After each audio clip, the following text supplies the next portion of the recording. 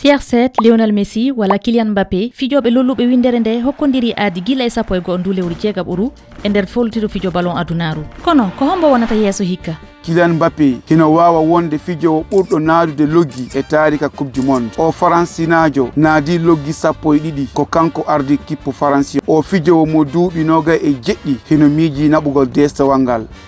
Lionel Messi kadi hino huuli wonugol loggowo taarika yankejo ɓawto naadude loggi ɓuri fow e ɗe yewtanɗe baŋnge Amérique du Sud. Lundiɗo Messi gila duuɓi CR7 mo duuɓi 41 hino wondi e faale goto ɗum ko naɓugol deesewal coupe du monde ŋakkal ngal mo. Portugal naajo on ko loggowo hulɓiniɗo wawɗo jonnude ɓe hoodere maɓɓe aranere nden. Lamin Yamal hino e kawrital mum aranal ngal barmuɗo gila lewru nayaɓuru o naɓuɗo deesewal euro 2024 hino haani artude ngam wawde fijugol deesewal ngal. O naɓuɗo deesewal liga hino habba e loggoɓe juhoɓe. Oɗo kadi ko kawital coupe du monde sakkitoral makko ko tugalal tekodal Bayern Mannschaft gila duuɓi 15. Naɓunoɗo deesewal coupe du monde 2014 hino miiji tambagol Allemagne.